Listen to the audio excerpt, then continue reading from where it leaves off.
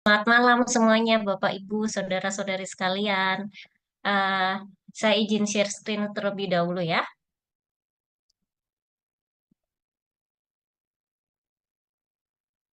Oke. Apakah sudah terlihat? Oke, oke. Selamat malam. Hari ini kita mau belajar bersama tentang hipertensi ya, Bapak, Ibu ya. Oke, saya mau bertanya terlebih dahulu. Mohon diketik di kolom chat ya. Apa itu hipertensi? Apa yang Bapak Ibu ketahui, saudara-saudari ketahui tentang hipertensi? Coba boleh ketik di kolom chat. Kira-kira apa itu hipertensi? Darting. Oke. Oh, ada singkatannya ya. Oke. Tension, tekanan darah tinggi. Oke. Tekanan darah tinggi. Oke. Tekanan darah tinggi. Rata-rata jawabannya udah betul ya.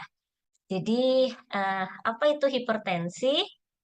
Hipertensi adalah suatu kondisi di mana seseorang mengalami tekanan darah di atas batas normal. Nah, dikatakan melebihi batas normal saat lebih dari 140/90. Jadi, biasanya kalau tensi, eh, ini yang atasnya, ini yang bagian bawahnya, sistol diastolnya. Nah, ini terlihat di sini ya, yang akan menyebabkan kesakitan bahkan kematian. Dan sering disebut silent killer karena muncul tanpa keluhan, tapi tiba-tiba langsung sakit, bahkan bisa kematian. Jadi berbahaya ya Bapak Ibu. Nah, ini apa saja gejala hipertensi? Tadi udah tahu ya, hipertensi itu apa, sekarang gejalanya. Nah, gejalanya pada umumnya hipertensi itu nggak disertai dengan gejala khas atau keluhan tertentu gitu. Jadi, ini biasanya atau ada beberapa orang yang mengalami seperti ini, sakit kepala, pusing, atau jantungnya berdebar-debar, terus terasa sakit di dada, gelisah, penglihatan kabur, mudah lelah. Itu gejala-gejalanya. Nah, terus selanjutnya kita mau eh, tentang apa aja sih resiko hipertensi gitu ya. Jadi siapa aja sih faktor-faktor resiko hipertensi itu apa aja? Nah, ini saya mau tolong di kolom chat dong kalau apa aja sih resiko tekanan darah tinggi gitu. Kira-kira apa yang bisa menyebabkan seseorang tuh eh, terkena resiko hipertensi lebih tinggi? Stroke, kematian, oke. Ada lagi kebanyakan makan asin, oke. Ada lagi nggak Bapak Ibu? Tidak olahraga, faktor makanan, oke, kegemukan. Oke. Ini jawabannya. Ini faktor-faktor resiko hipertensi. Jadi apa aja sih yang membuat orang tuh gampang terkena hipertensi atau tekanan darah tinggi gitu ya. Ini yang dapat diubah dan ini yang tidak dapat diubah. Ini saya ambil dari Kemenkes ya Bapak Ibu, saudara-saudari sekalian. Di sini ada yang tidak dapat diubah, umur. Jadi memang semakin berumur itu faktor resikonya akan semakin tinggi. Terus ada riwayat keluarga, ada yang terkena hipertensi atau tekanan darah tinggi, terus jenis kelamin, ini juga menentukan. Faktor resiko yang bisa diubah. Jadi ini yang bisa kita ubah. Merokok, itu bisa meningkatkan tekanan darah tinggi. Kurang makan buah dan sayur, kurang serat. Konsumsi garam berlebih, tadi udah dibilang ya, suka makan asin. Ya. Berat badan berlebih atau kegemukan. Kurang aktivitas fisik atau olahraga gitu ya. Mager gitu ya, males gerak, konsumsi alkohol berlebih, dislipidemia. Dislipidemia itu contohnya seperti kolesterolnya tinggi, LDL-nya tinggi, trigliseridnya tinggi gitu ya. Terus stres. Stres itu juga bisa membuat faktor resiko orang tuh mudah terkena tekanan darah tinggi. Oke, tadi udah dijelaskan ya apa aja itu hipertensi, terus gejalanya apa, terus faktor resiko. Nah, yang keempat, kita bakal lihat berapa banyak kasus hipertensi di Indonesia. Nah, ini hasil dari Riskesdas. Jadi, riset kesehatan. Nah, itu tapi ini tahunnya 2018 ya Bapak Ibu, karena yang memang ada dan betul-betul ada datanya itu di 2018. Di sini terlihat ya, naik Bapak Ibu. Ini tahun 2007 di sini ya, 31,7. Tahun 2013, 25,8. Di tahun 2018, 34,1. Jadi naik. Padahal ini habis turun terus naik. Dan kemungkinan di tahun-tahun ini seperti apa? Bisa lebih tinggi karena makanan makin banyak, eh, kemasan juga makanan kemasan juga makin banyak, faktor stres juga makin tinggi.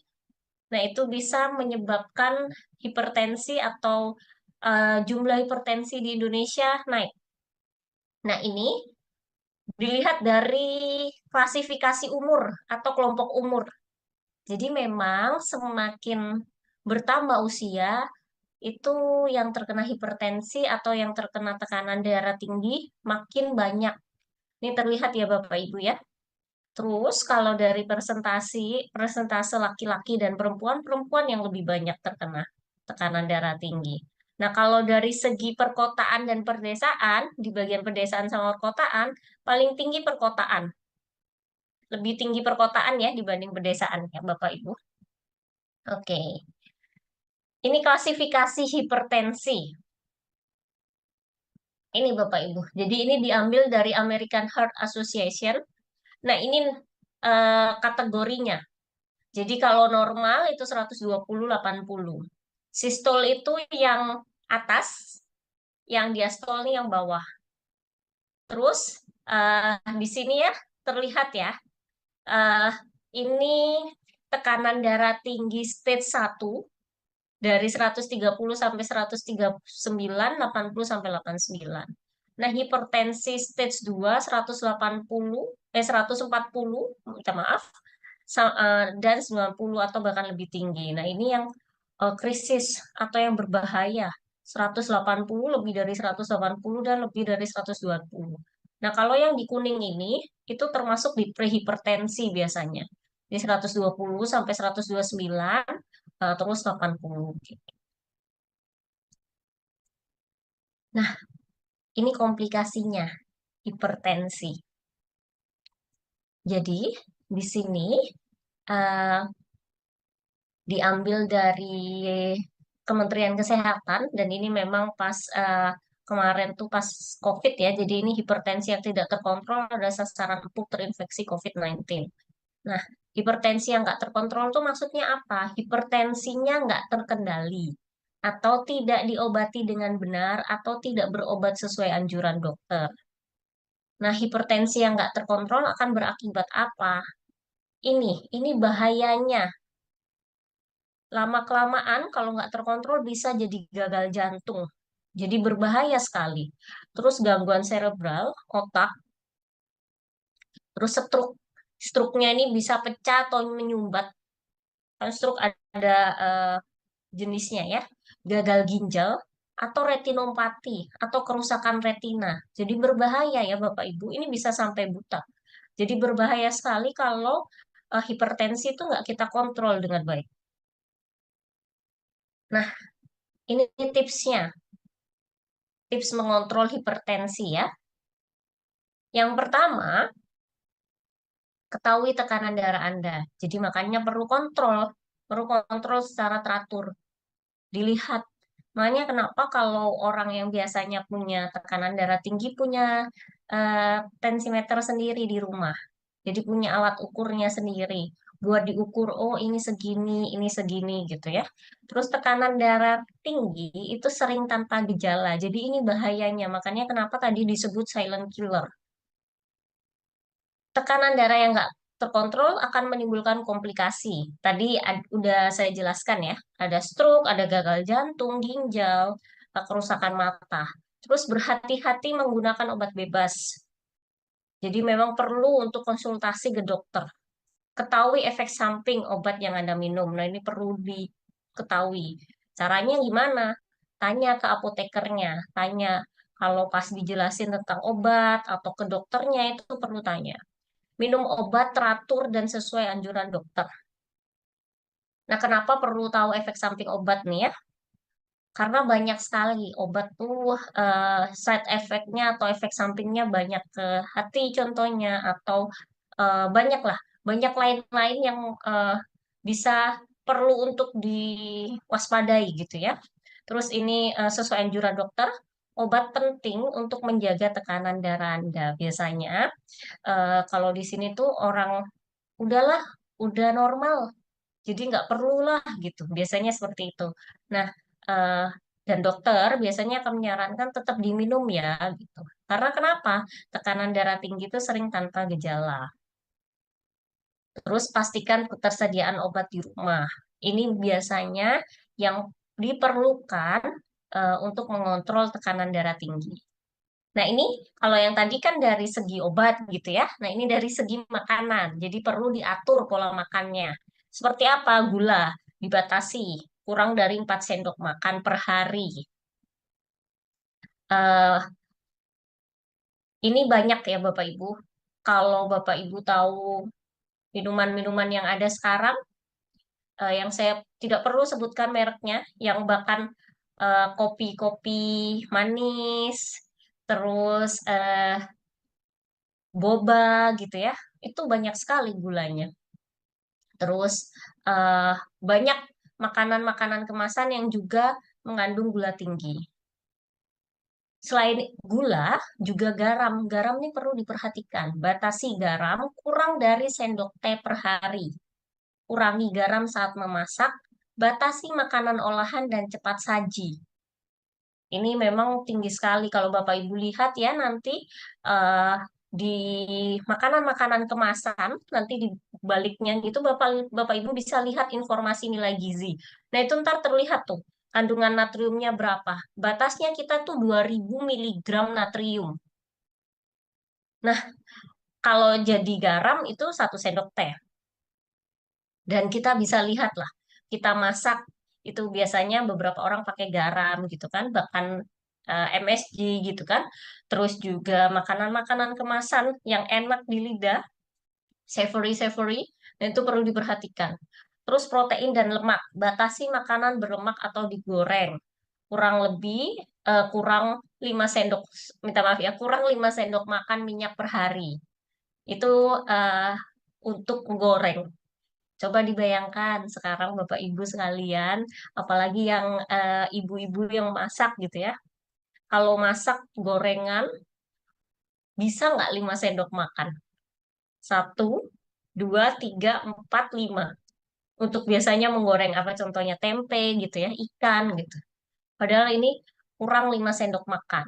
Terus makan ikan sedikitnya 3 kali per minggu.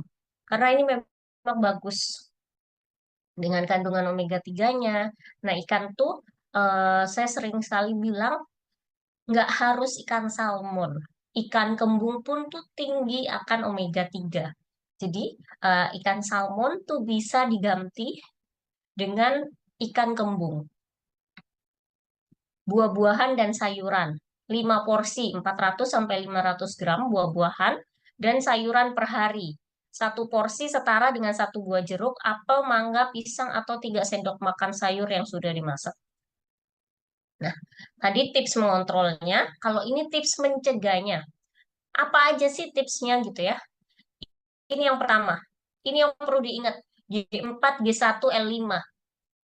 G4 itu gula dalam 1 hari 4 sendok makan atau 50 gram per hari. G1 itu garam 1 sendok teh atau 5 gram per hari atau setara dengan 2000 miligram natrium. L5 itu lemak, minyak, lemak 5 sendok makan per orang per hari, 67 gram. Nah, dalam seluruh asupan ini, nah ini apa batasi gulanya? Gula itu kurangi. Nah, ini kan ada ya soda, martabak.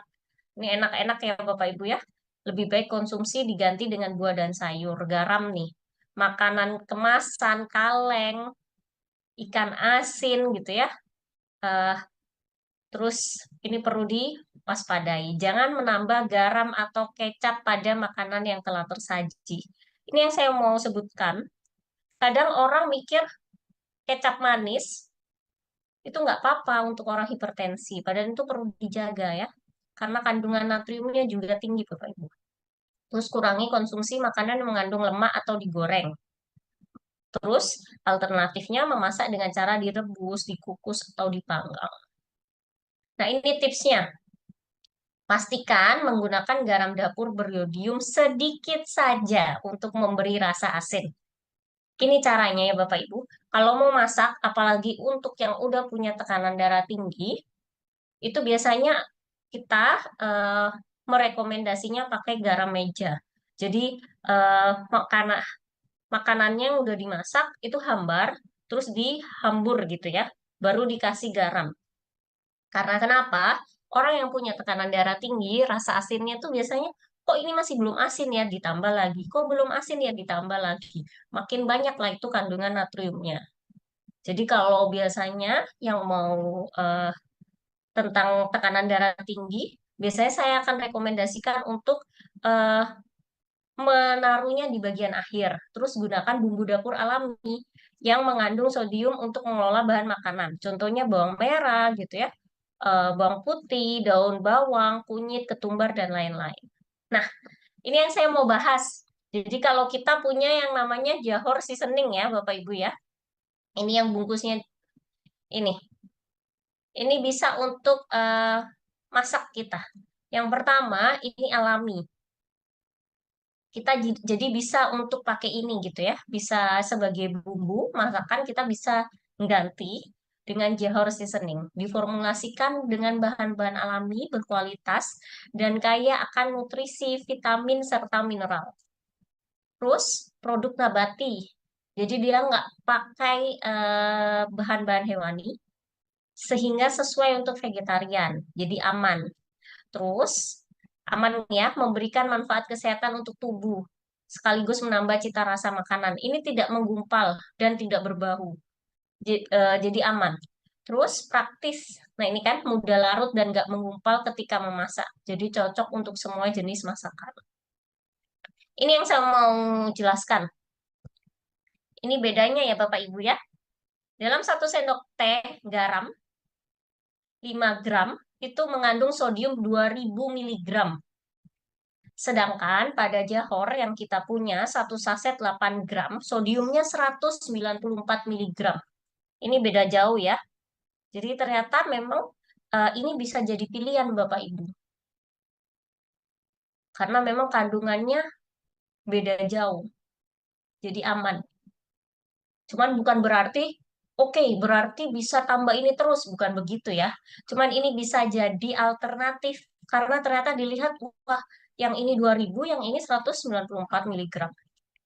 Kandungannya ada ekstrak Ganoderma japonicum, jadi jamur Ganodermanya serbuk ragi. Terus ada ekstrak Ginosterma pentaphyllum, ini tumbuhan gitu ya. Terus ekstrak rumput laut, ekstrak serbuk shiitake. Jadi banyak, jadi dari bahan alami gitu Bapak Ibu. Nah, di sini jamur Ganoderma yang Neojaponicum, dia terlihat di sini, dia juga punya banyak manfaat. Bisa ini ada kandungannya, terus sebagai antivirus, anti tumor, melindungi organ tubuh seperti otak, jantung, dan hati. Terus, eh ini maaf ya Bapak Ibu kurang M. Ginosterma pentaphyllum atau biasanya jauh bulan punya banyak manfaat. Jadi ada antiinflamasi, mengatasi hiperlipid. Hiperlipid itu eh, kolesterol tinggi gitu ya, LDL tinggi, terus bisa buat sakit otot, anti kanker, untuk sistem imun. Ini N, minta maaf, baik untuk menurunkan gula darah, pelindung sistem organ tubuh. Nah, ini jadi ini Jahor seasoning. Jadi bisa dapat menikmati makanan yang lezat. Nah ini fermentasi alami, terus memberikan dari kami memberikan kesegaran dan kelezatan, sama seperti rasa masakan yang dibuat dari jamur, seafood dan bahan alami lainnya. Eh, Banyak kaldu jamur yang beredar di pasaran, Bapak Ibu. Cuman kita perlu tahu apakah itu yang paling banyak kandungan jamurnya atau malah kandungan yang lain. Jadi itu perlu untuk kita lihat. Karena kita perlu lihat kandungan natriumnya berapa. Praktis sebagai penyedap rasa, mudah disimpan gitu ya. Sangat membantu bagi yang sudah mahir memasak ataupun masih pemula, cocok digunakan untuk goreng, tumis, bakar, masak kuah gitu. Nah, kelesatan tanpa perlu tambahkan garam. Kandungan natrium dalam setiap bungkus hanya setengah dari garam dapur. Tadi bisa dilihat ya, itu banyak banget kan bedanya. Lebih gampang untuk mewujudkan pola makan sehat dengan kurangi konsumsi garam. Jadi pilihan baru untuk yang tidak boleh konsumsi makanan terlalu asin.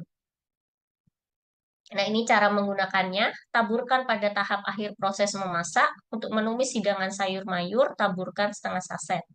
Tapi untuk hidangan sup 1000 sampai 1500 mili gitu ya, 1 liter atau 1,5, taburkan 1 saset. Eh, yang ini selain Ganoderma, jadi Ganoderma itu kalau di sini kan lihat from Ganoderma spesies ya. Jadi kan kalau yang kita biasanya kenal Ganoderma lucidum. Nah, ini juga ada tadi Ganoderma eh, lainnya tadi ya. Nah, itu ternyata juga bisa sebagai anti hipertensi ya Bapak Ibu. Jadi yang kita punya kan kalau tadi itu sebagai alternatif bumbunya. Nah, ini bisa ada Yungkienbi, dia dengan kandungan polisakarida pada Ganoderma, ada beta delta glukan, itu bisa meningkatkan sel darah putih, imun tubuh dalam waktu singkat, meningkatkan sel darah merah, membantu proses pembentukan darah, mengoptimalkan fungsi organ. Nah, ini bisa meningkatkan produksi sel punca, menggantikan dan memperbaiki sel organ. Jadi ini eh, dilihat di sini, ini yang sel darah, jadi bisa meningkatkan sel darah merah, sel darah putih, trombosit, jadi bertambah. Jadi ini memang ada penelitiannya bahwa dari 80.000 sel bisa bertambah jadi 150.000 sel. Nah, sel punca itu terbagi hematopoietik sama mesenkimal. Nah, kalau mesenkimal itu ada sel saraf, ini bisa bagus untuk sel saraf, otot, tulang, lemak, lambung, kulit, jantung, hati, usus, dan banyak hal. Nah, di sini juga terlihat, jadi dari penelitian, kenapa muncul dua angka ini, itu karena penelitian ya Bapak Ibu, dari 600.000 sel bertambah menjadi 1 juta sel. Terus cepat meningkatkan sistem imun. Jadi untuk sistem imun yang menurun drastis itu contohnya ini, badan lemas setelah kemo, selulitis, pneumonia, sepsis gitu ya. Terus untuk yang konsumsi antibiotik itu biasanya kan ada muncul ya. Nah, itu eh, terus flu, ini kena cacar ular, infeksi pada daerah kemaluan, bintitan, sariawan, terus pendarahan terus-menerus, menstruasi, lambung, terus kalau vegetarian jangka panjang tuh kadang yang ada yang terlalu kurus, lemah, kekurangan darah gitu ya. Ini kemoterapi, cuci ginjal, eh, cuci darah gitu ya, mimisan, gampang memar, ini pendarahan pada sikat gigi, menstruasi berkepanjangan ini, autoimun, hepatitis atau gangguan genetik. Dan bisa meningkatkan fungsi setiap organ tubuh, bisa untuk tulang, tulang keras dan tulang rawan, jadi peradangan dan nyeri akibat penuaan gitu ya. Terus biasanya ini tulang juga ada yang karena osteoporosis atau osteoartritis saat organ terluka, jadi bisa mencegah infeksi dan pemulihannya jadi lebih cepat. Perawatan dan mengganti sel yang sudah tua. Nah, ini untuk kasusnya. Jadi kalau eh, kan ada beberapa yang sering tanya kalau tekanan darah tinggi minum apa ini? Konsumsinya sebungkus Yungkien B pagi siang malam 3 kali 1 saset. Untuk kasus hipertensi yang lebih serius, dianjurkan konsumsi Yungkien B 3 kali 2 saset. Jadi biasanya yang udah tinggi gitu ya, minumnya 3 kali 2 saset. Konsumsinya sebelum makan untuk penyerapan yang lebih maksimal. Dapat disesuaikan dengan budget dan aman dikonsumsi tiap hari dan jangka panjang. Karena ini kandungannya Ganoderma, jamur ya Bapak Ibu. Jadi ini adalah makanan. Jadi aman dikonsumsi tiap hari dan jangka panjang. Nah, selain itu, kombinasikan dengan soya protein dan Yungkian pollen. Di sini ada. Jadi ini soya protein kandungan protein. Ini juga pernah saya bahas sebelumnya ya, di Zoom sebelumnya. Junkian Pollen ini juga pernah. Yang ini produknya yang saset. Jadi kalau minumnya sama, kalau ini 3 kali 1, ini juga 3 kali 1. Yang soya 3 kali 1, Junkian Pollen juga 3 kali 1. Yang saset, jadi bentuknya saset. Nah, kalau yang tablet, kan ada Junkian Pollen yang tablet. Berarti minum sekali minum 5. Jadi 1 saset itu sama dengan 5 tablet. Jadi kalau mau minum, saya adanya yang tablet, berarti minumnya 3 kali 5 gitu. Kenapa perlu dibarengi dengan soya dan polen untuk hasil yang lebih efektif dan optimal? Karena protein bisa membantu untuk memperbaiki, merepair bagian-bagian yang rusak. Polen itu kandungan gizinya lengkap. Ada orang kalau sakit itu biasanya eh, status gizinya atau ada bagian-bagian yang zat gizi yang kurang gitu. Nah, jadi dengan Junkian Pollen tuh bisa membantu untuk memenuhi asupannya. Konsumsinya sebelum makan untuk penyerapan yang lebih maksimal. Nah, ini semua boleh dicampur jadi satu, kecuali polen kalau yang bubuk tidak boleh dengan air panas ya Bapak Ibu. Karena ini zat gizi, jadi mudah rusak. Jadi perlu untuk dilihat bahwa ini bisa dengan air yang hangat gitu ya. Nah, ini ada di sini. Saya cepatkan aja sebenarnya di sini itu keterangan-keterangannya. Jadi ada video tentang Jahor seasoning gitu. Terus ini cara. Jadi kemarin saya jelaskan tentang green tea ya. Nah, green tea bisa buat untuk nyuci sayur. Jadi bisa dilihat di sini. Setelah nyuci sayur, jadi ternyata produk Swanghor nih bisa buat nyuci green odolnya bisa buat nyuci sayur. Lihat nih ya, dicuci sayur, terus diangkat, terus habis itu dibilas lagi. Nah, terus baru eh, masaknya pakai Jahar seasoning. Oke, itu dari saya, Bapak Ibu. Terima kasih.